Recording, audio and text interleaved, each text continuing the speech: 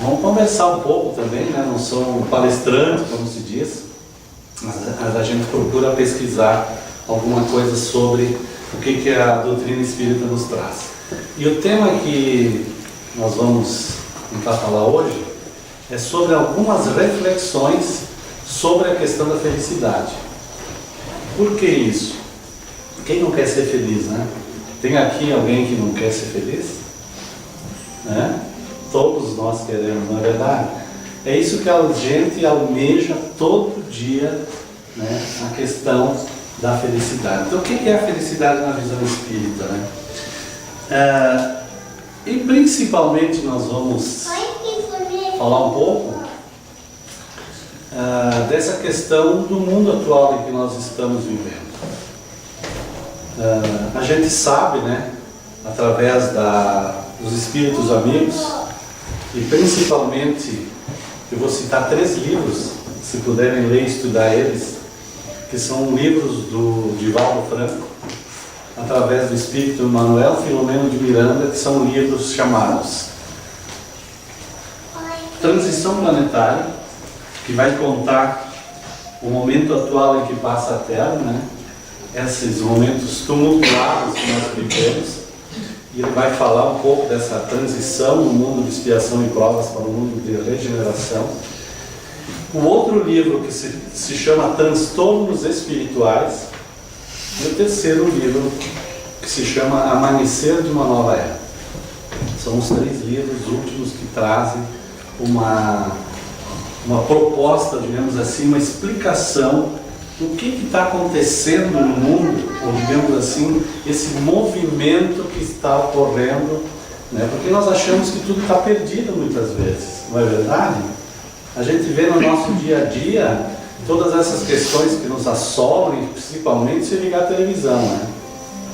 Com certeza, se nós não ligar a televisão, a gente vive mais feliz. Porque aí estão praticamente todas as coisas negativas que aparecem.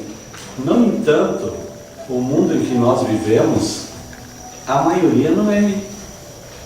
Ainda nós temos muito mais, digamos, homens ou seres de bem do que aqueles voltados para o mal. Não é verdade? Eu sempre brinco e faço uma proposta lá na cidade. Farroupilha hoje tem 60 mil habitantes, mais ou menos. E aí eu pergunto o seguinte, quando se entra nesses temas: será quantas pessoas estão ainda voltadas para o mal aqui na cidade? Deve ter uns 5, 10 e tal. No máximo. Puxa, então é quase 80%. Não é verdade? Mas, no entanto, o mal ele é muito mais audacioso. Mas a gente também sabe que isso é passageiro, né? Nós que somos espíritos imortais.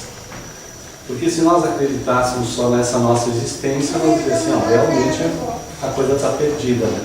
Mas então vamos falar um pouco o que é sobre felicidade. Eu vi também que o quadro está falando sobre felicidade lá no livro do Chico Xavier. Então, o que é felicidade?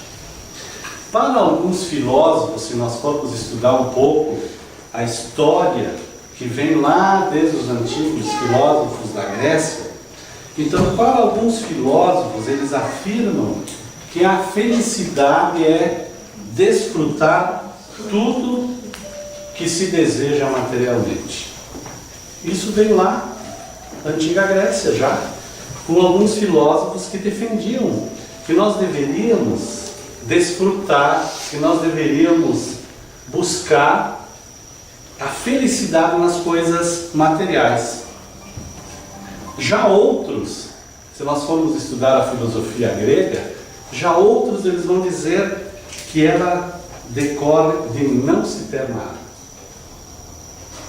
Também nós já vimos os opostos. Então, ser feliz é não ter nada, né? E alguns assim a defendem.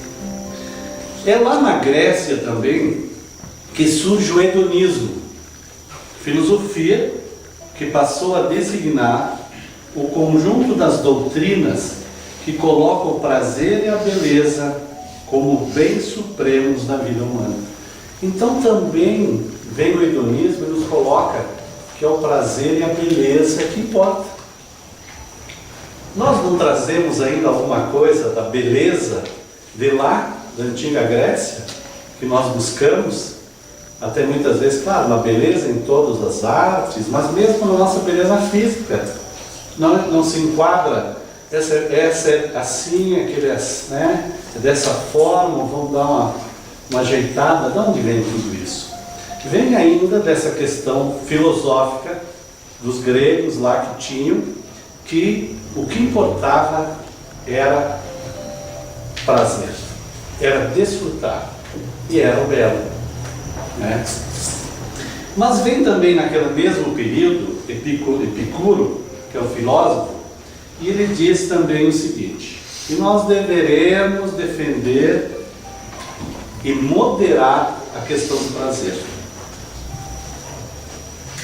para que se pudesse chegar à verdadeira felicidade. Então Epicuro já começa a dizer, olha, não é bem assim, né?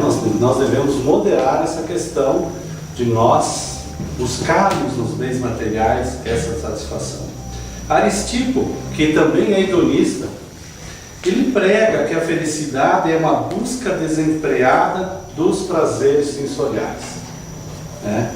Então Aristipo diz o seguinte: olha, o que importa mesmo é comer, beber, dormir, fazer sexo, né?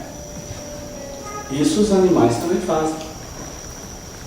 Mesma coisa. Aliás, pelo contrário, o homem muitas vezes agregou umas outras questões na bebida que se tornam um vício.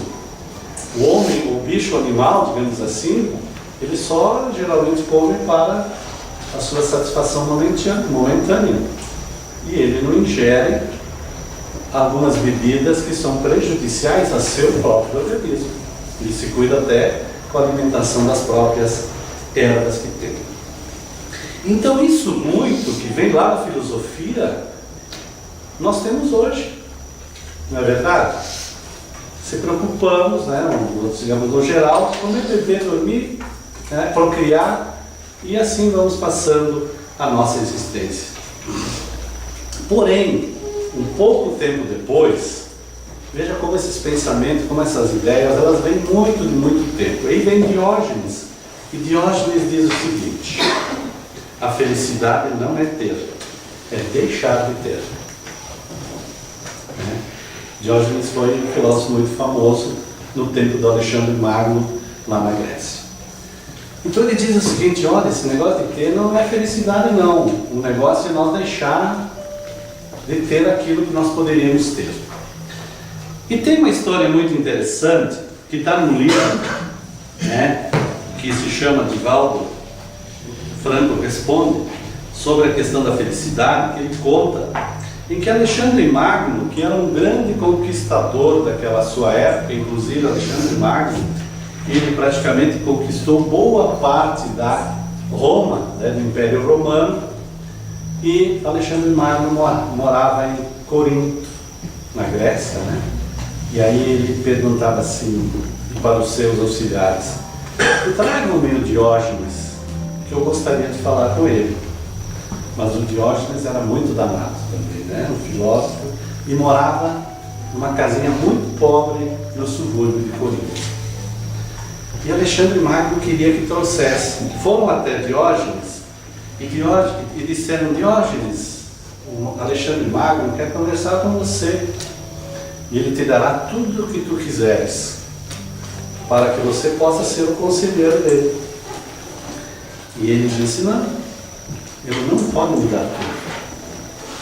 É uma muita prepotência do Alexandre Magno ele querer me dar tudo. Mas como ele, todo poderoso, né, que conquistara meio mundo conhecido da época, e ele se surpreenderam e disse: então eu vou visitar Diógenes. E vai naquele carro luxuoso, né, que conta essa história, e ele chega no casebre onde morava Diógenes, né, e ele se posta na porta do casebre e faz a proposta: Diógenes, se você vier a ser o meu, digamos, assessor, eu te darei tudo que tu quiseres. E o Diógenes se volta para Alexandre Magno e diz assim: nem tudo tu pode me dar. Mas como não? Eu tenho todo o poder, eu tenho todas as conquistas. Você não pode me dar aquilo que você não tem. E aí o Alexandre Magno se deu conta que ele estava tapando o sol que Diógenes estava tomando, né? Ou estava se iluminando dentro do casebre. E aí o Alexandre Magno se deu conta que o sol ele não poderia dar para o Diógenes.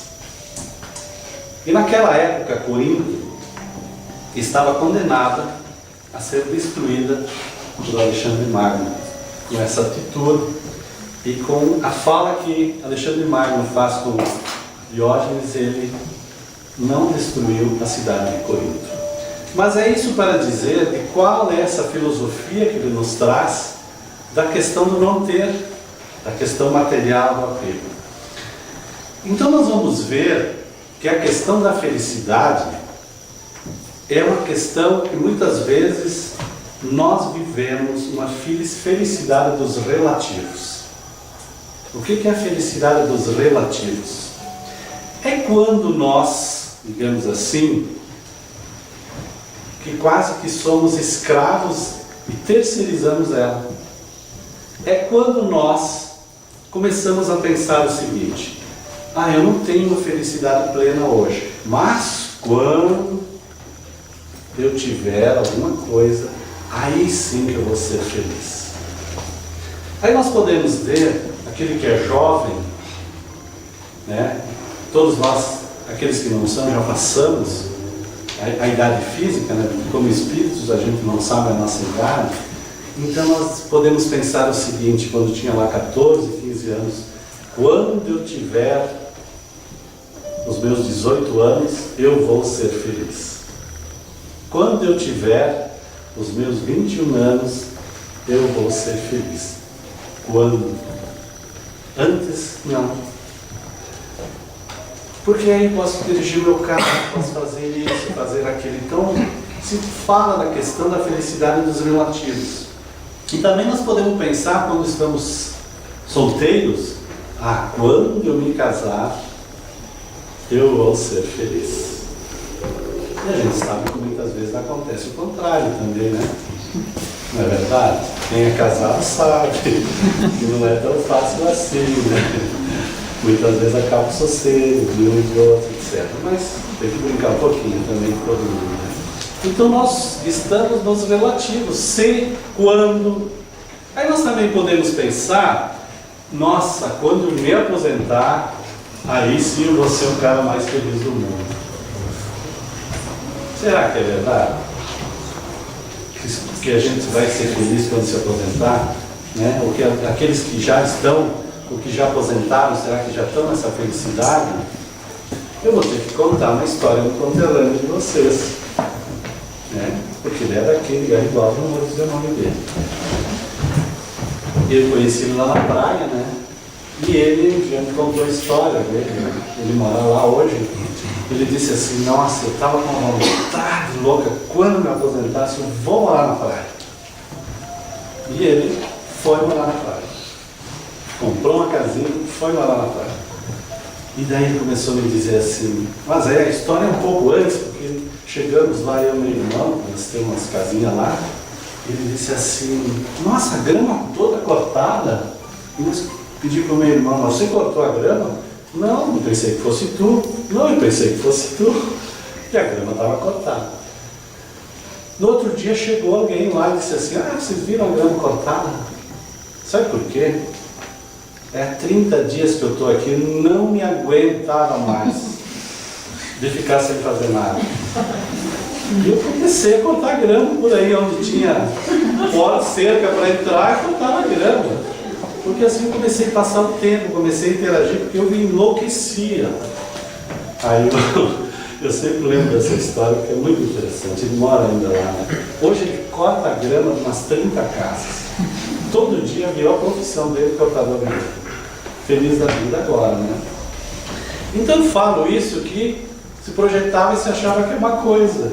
Se chegou e não é. Então nós sempre estamos nessa felicidade relativa, dizendo quando acontecer alguma coisa, esperamos, né? Muitas vezes, né, Carlos, que quando a gente trabalha nas casas espíritas, né, nós estamos nos grupos de estudo, ó fulano, por que você não começa a trabalhar, você já tem condições, você pode fazer palestra. Eu? Como fazer palestra? Mas tu não é professora? Nossa, fala todo dia lá na frente da sala de aula para 30, 40 alunos e não pode falar o público assim, né? É só estudar um pouquinho, dar uma preparada. Quando meus filhos crescerem, quando não sei o quê. Se esperar isso, nunca vai fazer nada. Então nós também, quando não temos dinheiro, ficamos pensando assim, se eu tivesse dinheiro, seria muito feliz. Será que a gente seria feliz? Será que a gente seria feliz? Eu conheço muitas histórias que são pessoas que têm uma renda muito pequena e eu invejo muito elas. Que não tem tanto compromisso, chega em casa, toma um chimarrão com a família, com o esposo, tá, uma vida, está muito feliz da vida. Né? E aí nós podemos também, nossa, se eu tiver o carro novo, daí sim, cara, nossa, aí eu vou ser mais feliz da vida, né? Quando eu conseguir alguma coisa. Então, quando nós chegamos nessa questão relativa, aquilo já não satisfaz mais. Então, isso não é felicidade. Portanto, nesse ponto, nós podemos ser escravos daquilo que nós não temos. Deu para entender? Nós nos escravizamos por aquilo que nós almejamos, querendo ter e que não temos no momento. É aquela tal da preocupação que nós temos e que muitas vezes nos leva para a ansiedade, talvez, esses muitos pontos. Então nós muitas vezes somos escravos daquilo que nós não temos. Nós vamos ver que nós também somos escravos daquilo que nós temos, que aí é o apego. Mas mais adiante, que eu contei a história do Diógenes, que era não vamos ter nada para ser feliz, vem Sócrates, 500 anos antes de Cristo. E Sócrates está no Evangelho segundo o Espiritismo, para quem estuda, está como lá, os precursores do cristianismo, Sócrates, Platão, né? Quem já leu, está lá escrito. E ele diz assim, a verdadeira felicidade não é ter, é o ser, é sermos. Isso já vem do tempo de Sócrates. E ele coloca essa questão da felicidade em 3 pontos. Sócrates coloca: pensamento reto, forma como nós pensamos, a forma como nós falamos, todas as formas de expressão, conduta correta. Deveríamos nós, hoje, só ouvir Sócrates, ou seguir Sócrates, não precisava nem seguir Jesus. E palavras saudáveis. Tendo essas 3 coisas de Sócrates, nós seríamos, porque isso seria a conquista do ser. Pensamento reto, conduta correta, palavras saudáveis. E Sócrates, que vivia naquele período, e a Grécia naquele momento, Atenas era comandada por 70 anciãs que ele fala, e Sócrates começou a pregar e ensinar para os jovens essa sua filosofia. E ele foi condenado à morte. Tem algum professor que estudou tudo isso? Não. Ou alguém que estudou a filosofia, né? Ou os livros de Sócrates. Então Sócrates vem com essa filosofia, ele começa a pregar e ele é condenado, porque ele estava fazendo com que a juventude se insurgisse contra o status quo da época. E Sócrates, então, 500 anos antes de Cristo, ele é condenado, aí ele chega, ele é aprisionado e o juiz lhe diz que ele iria morrer. E ele diz para o juiz: eu não vou morrer, quem morre é o corpo. Ah, mas eu posso então determinar a hora que você vai morrer. O juiz assim fala.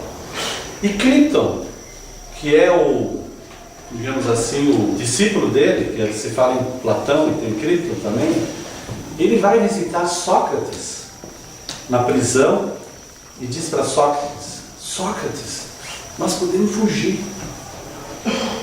Nós podemos fugir, mas como é que você conseguiu, Crito, entrar aqui? Ah, eu vendi as joias, eu vendi os bens que nós tínhamos, eu subornei os guardas. E Sócrates disse: Crito, você acha que eu vou sair da prisão para empregar tudo isso depois que você vai pagar para me libertar e subornar? Eu não. Eu estaria me contrapondo da minha filosofia que eu estou pregando. E ele defende: não vou morrer. E quando o guarda, o soldado chega para lhe dar a cicuta, ele diz: olha só, daqui 1 hora você vai ter que beber a cicuta para a morte. Ele diz: não, então eu vou tomar logo. O que é 1 hora perante a eternidade? Olha a visão que ele traz.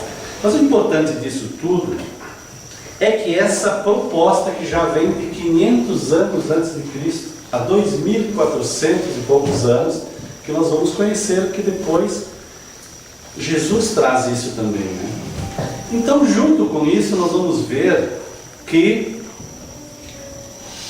Cristo nos traz o quê? E nos diz Jesus que a felicidade não é deste mundo. Nossa, imagina 2.000 anos ele falar disso assim, chegar lá, nós muitas vezes dizemos assim: mas os caras que estavam lá 2.000 anos não deviam entender as coisas. O que estava lá 2.000 anos? Era nós. Provavelmente nós que estávamos lá. Se nós somos reencarnacionistas, era nós que estávamos lá. Então ele diz assim: olha pessoal, a felicidade não é desse mundo. Fiquem tranquilos. Ele não diz: meu reino não é deste mundo, e todas essas questões que também eles trazem. Então nós confundimos a questão do prazer com a felicidade, porque a questão do prazer, ela passa, ela é passageira. Se nós hoje comemos bem o prazer, amanhã podemos estar passando fome se não comer de novo. Se nós dormimos bem, podemos no outro dia não dormir. Então essas situações, uma festa que vamos e ficamos alegres, no outro dia podemos ficar tristes. Então essa questão do prazer, do desfrutar, ela é uma questão momentânea, enquanto que a felicidade é uma questão permanente. A questão da felicidade é o estado em que se vive. E nesse livro, quando é perguntado: Divaldo, você é uma pessoa feliz? Nossa, é fantástico. Ele diz: eu sou muito feliz. E aí ele diz: em primeiro lugar, que eu tenho a possibilidade de estar falando com quem estava entrevistando. Em segundo lugar, em todos os momentos que eu estou, eu tenho que estar feliz. Porque eu me sinto muito feliz por aquilo que eu já conquistei. Então nós vivemos nesse mundo relativo e a felicidade é uma conquista permanente. Por isso que nós ainda não somos felizes. Porque nós vivemos momentos ainda de felicidade e muitas vezes momentos de alegria. Porque aquele que está feliz, ele vai suportando todas as situações como se fosse algo que acontece. E quando nós vamos ver então de Sócrates, Jesus, nós vamos chegar em 1957, que nos é trazido o Consolador, que nós chamamos de Espiritismo. E está lá no livro O Céu e o Inferno, que ele nos traz o seguinte: a fórmula da felicidade. Qual é a fórmula da felicidade? A fórmula da felicidade, conforme os Espíritos nos trazem, ela é composta de 3 itens. A primeira delas é fé no futuro. Por que isso? Porque essa questão da fé no futuro é de nós acreditarmos e termos a certeza que nós não vivemos somente uma nossa existência. Então, se hoje nós estamos passando mesmo assim por situações que também são passageiras, E nós temos que ter essa crença no futuro, que o futuro a cada dia será melhor para nós. E se nós acreditamos numa das questões das leis naturais, que é chamada lei de progresso, que tudo progride, que a natureza progride, tudo progride, nós vamos ter a certeza, nessa fé no futuro, que se nós não conseguirmos conquistar a felicidade que seja nessa vida, nós vamos ter outras. Nós vamos ter amanhã. Quantas existências nós achamos que nós já tivemos aqui? Com certeza centenas, se não são milhares. Se não são milhares. Nós não sabemos. Que imaginemos lá desde o princípio inteligente que passamos pelos reinos, né? Que fomos tendo as nossas sucessivas reencarnações e que vamos ter muitas e muitas delas, né? Dentro dessa trajetória que hoje nós temos. Então, se nós não temos fé no futuro, para que viver hoje? Por isso que muitas vezes, no desespero, se acha que aquilo que estou sentindo, a morte é a solução. A morte, nesses casos, é o início do sofrimento. Porque aí a nossa consciência vai passar a nos cobrar de nós mesmos. Então, um dos princípios é nós termos fé no futuro. Hoje está ruim, na nossa visão que está ruim, mas amanhã não vai ser. Que provavelmente, pela lei de causa e efeito que nós estudamos dentro do Espiritismo, aquilo que hoje muitas vezes nós passamos é porque nós provocamos e estamos pedindo essa dificuldade para nós nos avançarmos nessa nossa trajetória. E é uma questão muito importante mesmo para quem estuda, que nós geralmente achamos que é expiação, que estamos expiando determinadas coisas de algo que nós fizemos. Nem sempre é assim. Está lá no Evangelho, no Livro dos Espíritos. Muitas vezes nós solicitamos as provas para passá-las, para nos testar, para nós progredirmos. Nós pedimos. Muitas vezes nós pedimos para reencarnar numa família difícil, que nós precisamos muitas vezes dessa família. Nós reencarnamos como filho com um pai exigente, porque nós precisamos de disciplina. Muito fácil. Nós trabalhamos com narcóticos anônimos e, aliás, nós trabalhamos dentro da casa, do projeto Farroupilha, que nasceu em Santo Ângelo, baseado nos 12 princípios dos alcoólicos anônimos, narcóticos anônimos. Uma das primeiras questões que se trata é disciplina. Porque geralmente o viciado perde e não tem tanta disciplina. Então essa questão de muitas vezes nós pedimos para ter esses pais que nos disciplinam. Então nós pedimos determinadas situações que hoje nós estamos passando. Então a fé no futuro. Segundo ponto para essa forma da felicidade é nós ficarmos ou buscarmos uma consciência tranquila. O que é consciência tranquila? Como dizia Sócrates também, conduta reta, pensamento reto. Ter a consciência tranquila, como geralmente se diz assim, eu vou dormir tranquilo. E vamos, se nós não entendermos isso, procuremos a pergunta do Livro dos Espíritos 919, como perguntam a Santo Agostinho. Como é que você faria, como é que você fazia quando você vivia na Terra? Os Espíritos pedem a Santo Agostinho e ele fala, eu, quando vivia na Terra, fala com o Espírito, todas as noites eu examinava todos os meus atos do dia e eu procurava ver o que era necessário para que eu modificasse no outro dia e remediar. E eu orava e pedia forças para que assim eu pudesse realizar. Então essa busca da nossa consciência tranquila. Não fazer aos outros aquilo que nós não desejaríamos que os outros fizessem para nós, não é verdade? Né? É um dos mandamentos. Então a questão da consciência tranquila. Gente, nós temos que estar preocupados com lava-jato, com lava não sei o quê. Claro que a gente fica revoltado. um dia, meu amigo, que vão prestar contas. Um dia vão prestar contas, e pesadas contas, pelos atos que realizam. Porque senão Deus não seria justo. Será que então Deus permitiria tudo isso? Está tudo certo, está tudo bom, né? Não sei o quê. Nós também até passamos, muitos de nós, por determinadas crenças que dizia assim: confessei os meus atos, está tudo zerado. Nossa, cara, não acredito nisso.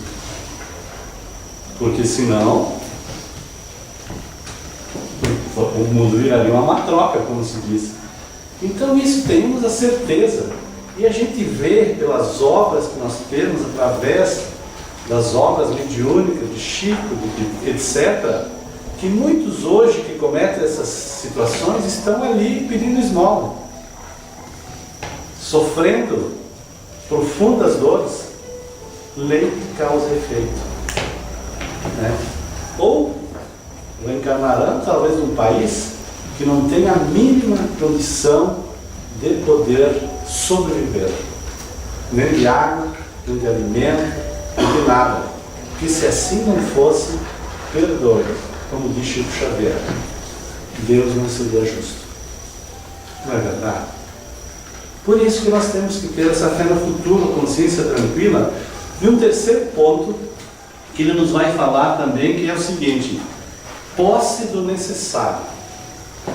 Essa também pega muito bem, né? Possuir o necessário. O que é possuir o necessário? É não ter nada? Também não, porque senão nós viraríamos um peso para a sociedade, né? Eu vou andar pelo mundo de barraquinha, pedindo, né, um pouquinho, o resto que me sustenta. Também não é. Posse do necessário é não estar pegado às coisas. É aquela questão que não pode mexer em nada que dói. Se eu não tenho aquilo, me corrói, etc. Não posso dar um risquinho no carro, nossa, dá confusão no trânsito. Né? O apego por pessoas, nós nos apegamos por pessoas. É uma pena que não tem, acho que foi para um seminário, acho que talvez você não fala. Até o apego nas pessoas, no próprio casamento, muitas vezes.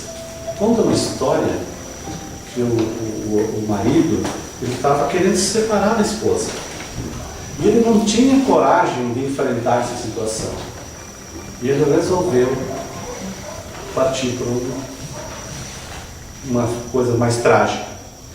E no momento em que ele estava com a arma na mão, ela acorda, se assusta ele também, e ela diz assim: não, mas se você não está feliz, siga o seu caminho, não estou te prendendo. Isso também é amar. É evitar uma tragédia maior. Né? E muitas vezes a gente pensa o contrário.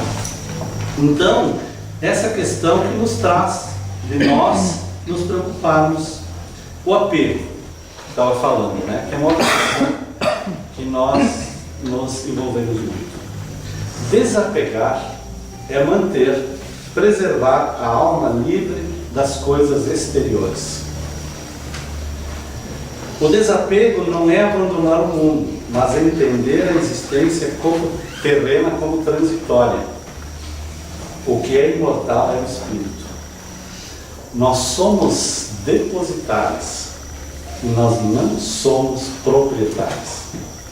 Podemos ter a propriedade por uma legislação humana, que é necessária, que é importante para as organizações sociais. Nós não somos proprietários quando nós pensamos e refletimos sobre as questões espirituais. Nós levamos alguma coisa junto? Caixão tem gaveta? Não tem. Então muitas vezes nós acabamos nos apegando, e depois que nós desencarnamos, nós somos tão apegados que continuamos dentro de casa, continuamos dentro do tal lugar, continuamos dentro. É só ter quem trabalha com sessão mediúnica.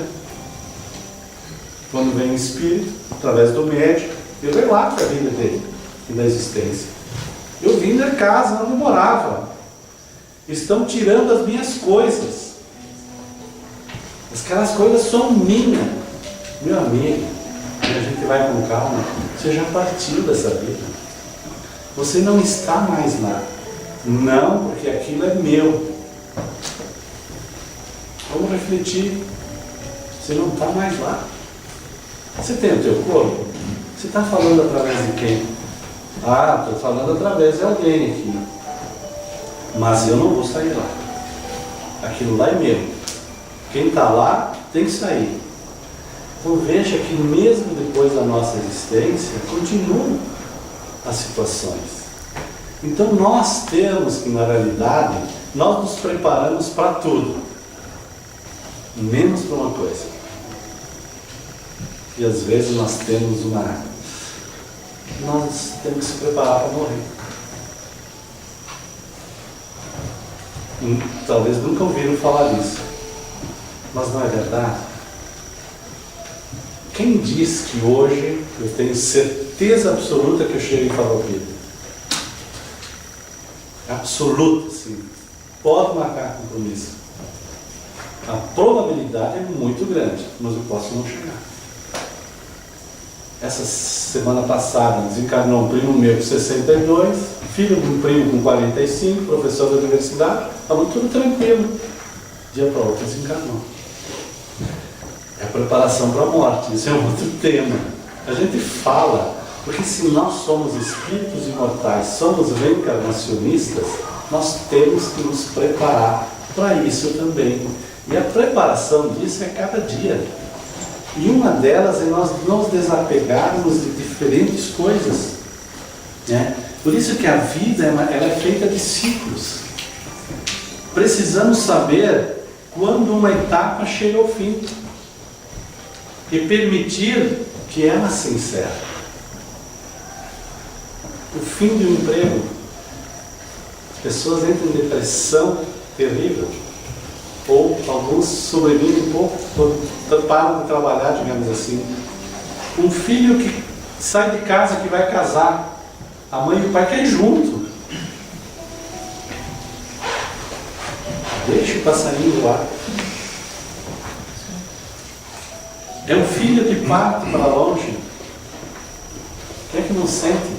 Essa semana minha filha, segunda, ela é médica, disse, passei na residência em Florianópolis. Vou morar em Florianópolis. Ela sempre queria ir lá. Boa viagem. Vamos nos encontrar no WhatsApp. Mas vamos prever. De um momento ao outro, de um dia para o outro, saiu de casa. Estava em casa, trabalhando em Caxias, ficou 6 anos antes fora, voltou 2 anos, foi embora de novo. Nós não podemos nos apegar às pessoas também até aos nossos próprios filhos, porque eles também são livres, né? É um amigo que desencarna, o desapego das coisas, não doamos determinada coisa, né? O desapego das pessoas, que estavam falando isso muitas vezes, o desapego das situações, do local onde nós vivemos, das culturas, dos sentimentos, né? Então veja que isso tudo, né, são questões que vêm a nos refletir. Então se diz o seguinte: enquanto o amor liberta e cuida, o apego aprisiona e sufoca. A liberdade está nisso, de não nos apegarmos. E para nós terminarmos, nós chegamos disso para o Carlos, 35 minutos, pode fazer mais 5 ou não? Vocês já querem, já cansaram de ouvir, né? Falei em morte agora, todo mundo ficou preocupado. E aí tem um livro chamado Cotidiano e Felicidade, é um livro também que é distribuído no Clube do Livro, o dia que puderem adquirir esses livros é muito bom. Ele vai dizer o seguinte: alguns aspectos também para a felicidade, que é falado pelo Luiz Carlos. Evitar comparar-se com os outros. O Carlos que é feliz. Que vida que o Carlos tem. Eu gostaria de ter a vida dessa. Não é verdade? Fica se comparando. Mas como é que o Carlos conseguiu comprar aquele carro lá? Eu acho que está roubando, viu? Como é que conseguiu? Eu não consigo. Não é verdade? Principalmente numa região do estado aí que isso é mais forte, né? Não é por aqui, né? É bem longe. Mas há outro aspecto que ele diz: não idealizar uma vida perfeita. Não existe, gente. Se conhecerem, me mandem ele para falar numa palestra. Uma vida perfeita. Porque se nós vivemos num mundo de provas e de situações que todo dia pode acontecer, né? Não se preocupar tanto com o que falta, mas comemorar o que já se conquistou. É uma dica que a gente dá. Comemorar aquilo que a gente conquistou. E nós pensamos sempre, nós precisamos disso, precisamos daquilo, acho que tem que fazer aquilo, tem que fazer aquilo. E aí a gente vive nessa ansiedade e fica endoidecido. Um dos temas do Isaías, claro, que ele fala, é um dos poucos, fala sobre ansiedade. Vai falar lá em São Francisco de Paula. Sentir gratidão. Todas as pessoas felizes são gratas. Agradecer. Crer na transcendência da vida, que é a questão que nós falávamos no futuro. Para ser feliz, não são necessários conhecimentos profundos. Não precisa ser doutor, ou o que for, né? E por isso que, para nós finalizar, vejo que tem muitas questões aí que, né, sobre a felicidade. Vocês acharam que era a fórmula toda, né? Está todo mundo procurando essa fórmula em todos os livros que se pesquisam. Mas para nós finalizarmos, é a proposta de Sócrates e de Jesus. Pensamentos corretos, consciência tranquila, atos equilibrados, um caráter reto, corações pacificados e atividades corretas. Corações pacificados, né? Porque quando nós vivemos em paz, ela está relacionada também com a nossa felicidade. Nós vivemos inteiros. Então era isso que eu tinha que trazer aí para vocês. Tá? Espero que tenham tirado pelo menos um proveitozinho, né? Bem pequenininho, mas eu deixo aqui depois do Carlos esses dois livros que são bem interessantes, se querem, é porque é um tema muito amplo, né? Mas muitas vezes nós temos que falar determinadas coisas. Se vocês quiserem perguntar alguma coisa, podem falar. Por que o Espiritismo veio? Ele veio para revelar coisas que nós não sabíamos. Porque senão, vamos continuar como estava, como se diz assim. Então se fala da morte. É um problema falar de morte? Eu sei que tem pessoas que têm, nós atendemos lá nos atendimentos fraternos, verdadeiras pânicos sobre isso, esse trabalho. Nós temos que falar que nós estamos rodeados de, como diz Paulo, de testemunha, né, de espíritos. Vocês acham que é só vocês que estão aqui hoje? Alguém enxergou, não? Né? Não cabe na igreja matriz de Garibaldi, né? Se nós olharmos. Porque é uma multidão. E nós também. Então nós temos que explicar as coisas de uma forma, claro, que a gente possa ter uma vida melhor. Nós não temos como aliviar muitas coisas, mas pelo menos ter entendimento sobre essas questões que nos afligem a cada dia. Esse é o objetivo do Espírito.